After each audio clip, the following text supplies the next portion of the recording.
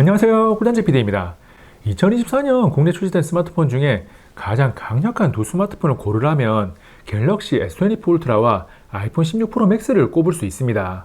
그래서 두 스마트폰이 어떻게 다르고 성능 차이는 얼마나 나는지 비교 분석을 합니다. 안드로이드 iOS라는 OS가 만들어내는 근본적인 사용성의 차이는 논외로 하고 성능과 기능적인 부분을 중점적으로 비교합니다. 절대적으로 두 스마트폰 모두 훌륭하기 때문에 상대적인 관점에서 좋고 나쁨을 판단합니다. 그리고 편의상 갤럭시 S24 울트라를 갤럭시로, 아이폰 16 프로 맥스를 아이폰으로 부르기도 합니다. 첫 번째 비교하는 내용은 겉으로 보이는 디자인입니다. 갤럭시 S24 울트라는 4개 모서리가 각진 디자인이고 아이폰 16 프로 맥스는 둥근 디자인입니다.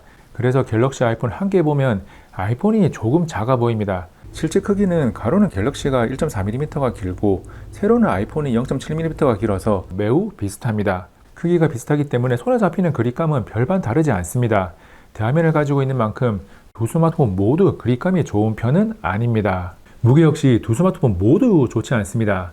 갤럭시 S24 울트라는 232g이고 아이폰 16 프로 맥스는 227g으로 바형 스마트폰 중에는 무거운 편이고 남녀 구분 없이 누가 들어도 묵직합니다. 그래서 그립감과 무게를 고려한 휴대성은 두 스마트폰 모두 좋지 않기 때문에 우열을 가릴 만한 부분은 아닙니다. 외형적으로 갤럭시 S24 울트라와 아이폰 16 프로 맥스 모두 측면 프레임에 티타늄을 사용했습니다. 그런데 갤럭시는 2등급 티타늄, 아이폰은 6%의 알루미늄과 4%의 바냐듐이 포함된 5등급 티타늄을 사용했습니다. 자세히 비교하면 강도는 5등급 티타늄이 더 좋고 내부 식성은 2등급 티타늄이 더 좋은데 사용자가 차이를 체감할 수 있는 부분은 아닙니다. 다만 아이폰이 사용한 5등급 티타늄이 갤럭시의 2등급 티타늄보다 훨씬 더 비쌉니다. 스마트폰 사용에 영향을 주는 부분은 아니기 때문에 이 정도 차이가 있구나 정도로 정리하고 넘어갑니다. 스마트폰에서 가장 핵심적이면서도 중요한 퍼포먼스는 절대적으로는 스냅드래곤 8 젠3의 갤럭시 S24 울트라와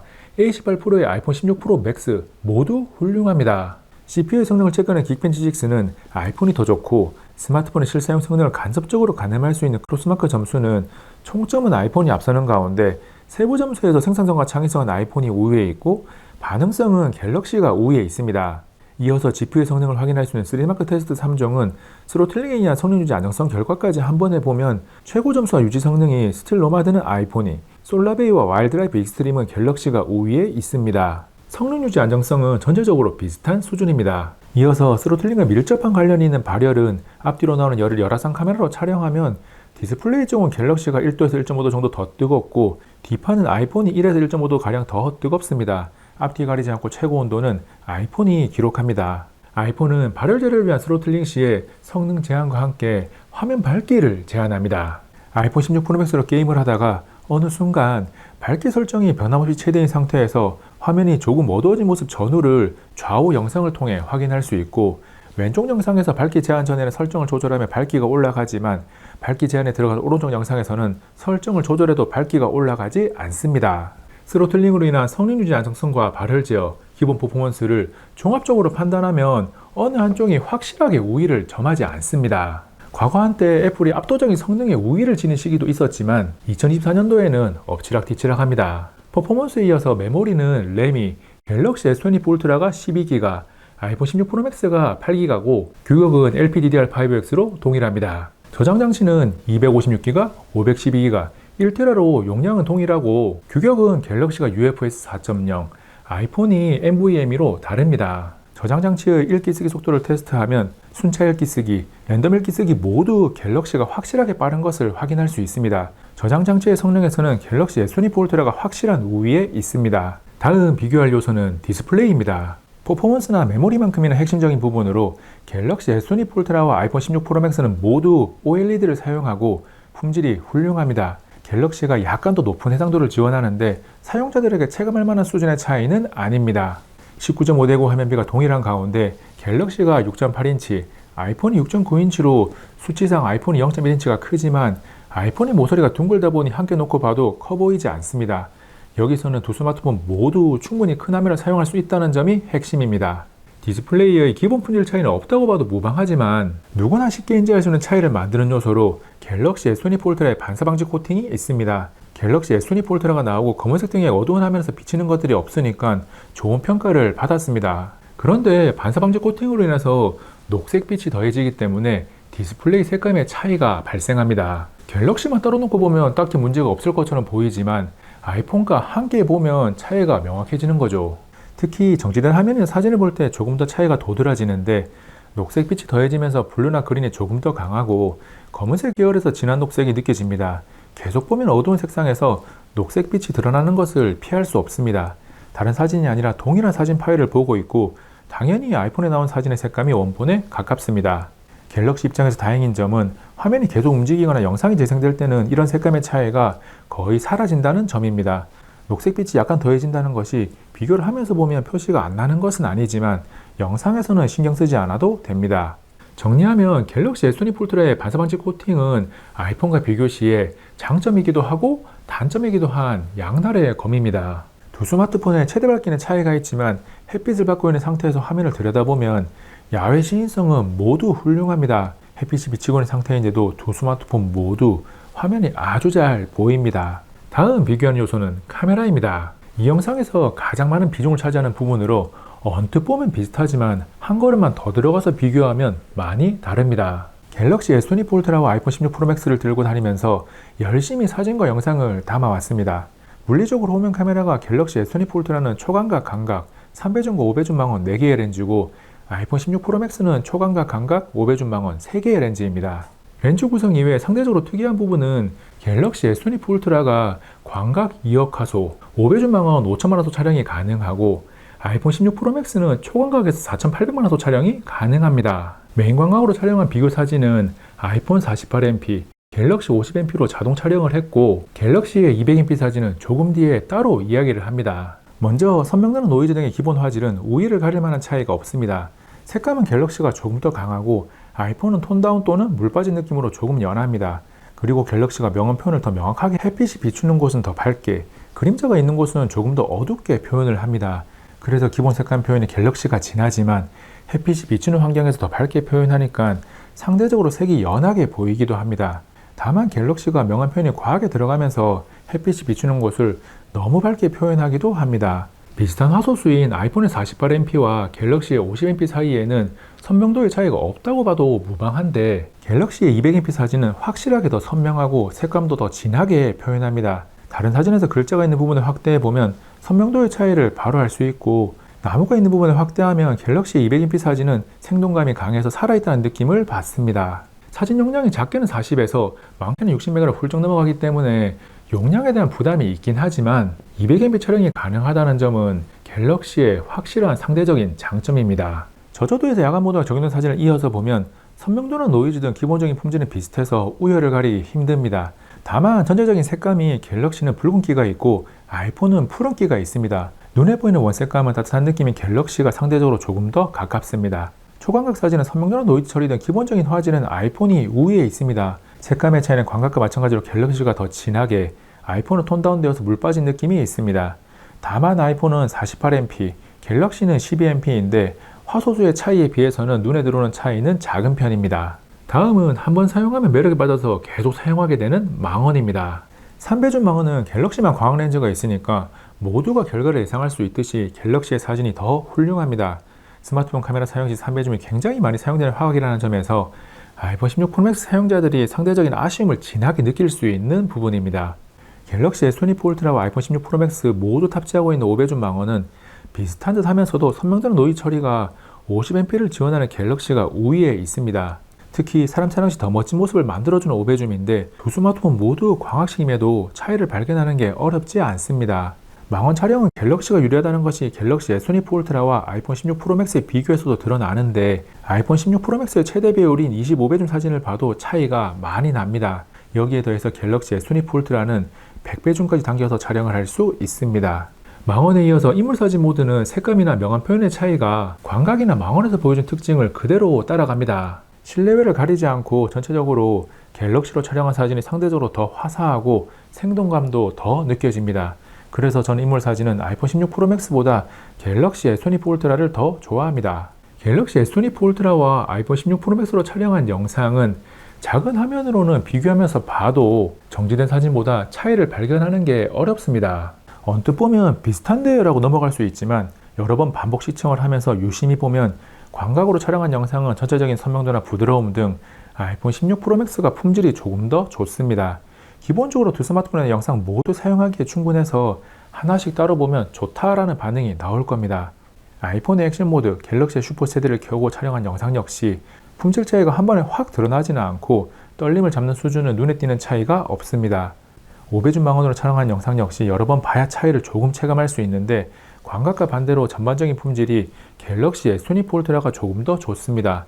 망원은 갤럭시다란 말이 영상 촬영에서도 통합니다. 카메라에 대한 비교는 끝이 없는 분야인데 빛이 렌즈에 반사돼서 사진에 영상이 찍히는 고스트 현상이라고 부르는 플레어 현상은 반드시 체크가 필요합니다.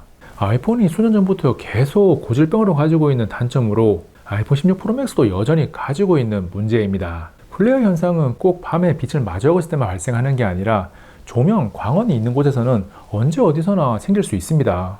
갤럭시 S24 울트라도 렌즈에 반사되는 빛이 생기니까 플레어 현상으로부터 완전히 자유로운 것은 아닌데 두 스마트폰으로 동시에 촬영을 하면 아이폰 16 프로 맥스가 상대적으로 더 강하게 문제가 발생하는 것을 확인할 수 있습니다.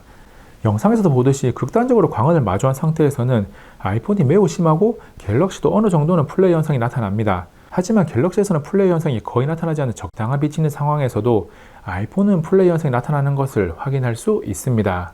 카메라에서 마지막 비교는 전면 카메라입니다. 셀피 사진을 보면 품질의 차이는 우열을 가리는 게 의미가 없고 색감이나 밝기에서 갤럭시 S24 울트라가 조금 더 화사하고 얼굴색을 잘 표현해서 약간의 우위를 가집니다. 그런데 반대로 영상에서는 아이폰이 얼굴색을 조금 더 생동감 있게 잘 표현합니다. 영상의 품질은 우열을 논할 만한 차이는 없습니다. 두 스마트폰의 카메라를 비교하면서 어느 한쪽이 확실하게 우위를 점하는 부분은 평가를 했지만 색감이나 밝기 표현 등 촬영 설정 방법이나 후보적으로 커버가 가능한 부분은 기본 자동 촬영 시 무엇이 다른지를 살펴보고 우열에 대한 평가는 하지 않았습니다. 이제 카메라에 대한 이야기 넣어두고 배터리를 살펴봅니다. 갤럭시 S24 울트라는 5000mAh, 아이폰 16 프로 맥스는 4685mAh를 탑재했습니다. 영상 재생, 웹서핑, 와이파이 사용, 유심 데이터 사용 등 다양한 조건의 테스트를 해보니 종합적으로 아이폰의 사용 시간이 약 10%가 더 깁니다. 아이폰은 과거부터 사용 효율은 더 좋지만 배터리 용량이 작아서 절대적인 사용 시간이 뒤처지곤 했었는데 아이폰 16 프로 맥스는 용량도 커져서 절대적인 사용 시간이 갤럭시 S24 울트라보다 조금 더 깁니다. 충전은 갤럭시 S24 울트라가 공식 스펙상 45W고 충전간에 42에서 43W 정도가 나옵니다. 아이폰 16 프로 맥스는 규격만 있지 충전 속도에 대한 공식 스펙은 없고 충전을 해보면 23에서 28W 사이를 왔다 갔다 하는데 특이하게 게임 등 뭔가를 구동하면 33에서 38W 사이로 충전 속도가 올라갑니다. 무선 충전은 갤럭시 S24 울트라가 15W, 아이폰 16 프로 맥스는 30W 어댑터에 25W 맥세이프 충전기를 사용하면 25W까지 가능합니다. 다음 스피커는 두 스마트폰 모두 훌륭해서 취향의 차이가 가장 중요한 포인트입니다. 갤럭시 S24 울트라는 가수의 목소리가 확연하게 드러나면서 조금 더 시원한 느낌이 있고 아이폰 16 프로 맥스는 모든 소리가 전반적으로 풍성하면서 목소리와 주변음이 잘 조화되어서 부드럽습니다. 고음에서 치고 나가는 느낌이 갤럭시가 조금 더 강하고 아이폰은 부드럽게 표현을 하는 거죠. 그 외에 선명도, 소리의 밸런스, 공간감 등 모든 요소에서 두 스마트폰 모두 만족스러운 성능을 보여줍니다. 진동의 차이도 살펴보면 두 스마트폰 모두 산티나는 가벼운 진동이 아니라는 것은 비슷하고 진동의 세기 역시 한쪽이 더 세다고 할 만한 차이는 없습니다. 절대적으로 두 스마트폰 모두 진동이 매우 강하지는 않지만 사용하는데 문제없는 무난한 수준입니다. 갤럭시 S24 울트라와 아이폰 16 프로 맥스를 비교하다 보면 한쪽에는 있고 다른 한쪽에는 없는 것들이 몇 가지가 있습니다. 첫 번째는 갤럭시 S24 울트라에만 있는 내장된 S펜입니다. S펜은 단순하게 조작을 위한 추가 옵션이 하나 더 있는 것만으로도 상대적인 장점이고 편하게 메모를 하고 그림을 그리는 등 다방면으로 사용할 수 있는 매력적인 도구입니다. 사용하지 않을 때 별도로 휴대하는 것이 아니라 스마트폰에 쏙 들어가니까 갤럭시 S24 울트라의 확실한 매력 포인트죠. 두 번째는 아이폰 16 프로 맥스에만 있는 두 개의 물리 버튼으로 액션 버튼과 카메라 제어 버튼이 있습니다. 물리 버튼을 직관적으로 사용할 수 있다는 것은 장점이 되는데 쓸모가 없다면 오작동을 일으키는 등 불편함을 초래할 수 있습니다. 액션 버튼은 특별한 용도를 정하지 않고 무음 버튼으로만 사용해도 충분히 매력적인 버튼입니다. 하지만 카메라 제어 버튼은 오작동 때문에 꺼두거나 실행 설정을 두 번 누르기로 바꾸기도 하는 등 사용해야 할 이유를 찾기 어려워서 긍정보다는 부정평가가 더 많습니다. 세 번째 역시 아이폰 16 프로 맥스에 있는 것으로 디스플레이 상단에 카메라와 센서가 있는 부분을 활용하는 다이나믹 아일랜드입니다. 처음에는 부정적인 평가와 긍정적인 평가가 공존했는데 사용하다 보면 엄청나게 다양하게 사용하진 않아도 알림 확인이나 음악 듣기, 통화시 등 제법 유용하게 사용합니다. 시간이 지나고 보니 긍정적인 요소인 거죠. 네 번째는 메인보안 방식의 차이로 갤럭시 S24 울트라는 초음파 온스크린 지문인식을 사용하고 아이폰 16 프로 맥스는 페이스 아이디라고 이름 붙인 얼굴 인식을 사용합니다. 갤럭시의 지문인식은 지문을 인식하는 순간 잠금 해제부터 홈화면 진입까지 한 번에 되고 아이폰은 잠금 해제는 손 안 대고 얼굴 인식으로 가능하지만 이후 손으로 화면을 한 번 더 넘겨줘야 홈화면으로 넘어갑니다. 화면에 손을 한번 갖다 대는 것은 동일하죠. 다섯 번째는 모바일 결제 페이입니다. 애플페이가 현대카드를 통해 도입되면서 아이폰에 완전히 없는 것은 아닌데 삼성페이와 비교 시 애플페이가 한정된 카드사, 사용 가능한 매장 수 부족, 교통카드 연계 문제 등 2024년 10월 기준으로 뒤처진 상태입니다. 애플페이가 없을 때처럼 100대 0 게임은 아니지만 지금도 삼성페이가 7대 3 정도의 우위를 가지고 있습니다. 시간이 지나면 비슷해지긴 할 겁니다. 여섯 번째는 AI입니다. 갤럭시 S24 울트라에는 이미 다양한 AI 기능이 들어가 있는데 아이폰 16 프로 맥스는 아직까지 애플 인텔리전스를 사용할 수 없습니다. 공개 당시 2025년 지원을 언급한 중국어, 프랑스어, 일본어, 스페인어는 상반기에 서비스가 시작될 것으로 예상이 되고 한국어를 비롯해서 뒤늦게 2025년 서비스를 발표한 언어들은 2025년 하반기에 서비스될 것으로 예상이 됩니다. 갤럭시 S24 울트라와 아이폰 16 프로 맥스를 비교하면서 무엇이 다르고 서로의 상대적인 장점은 무엇인지 분석을 했습니다. 어느 한쪽으로 기울지 않고 서로가 가지는 매력이 너무 달라서 결국 개인 취향이 두 스마트폰 중 하나를 고르는데 가장 큰 영향을 미칩니다.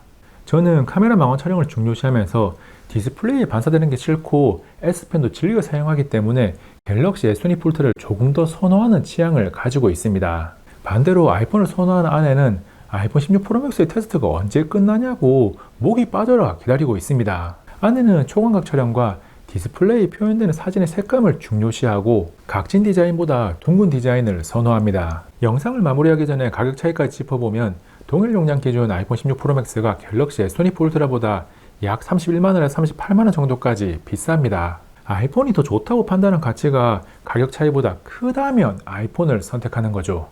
이번 영상은 여기까지. 다음에 또 만나요. 안녕.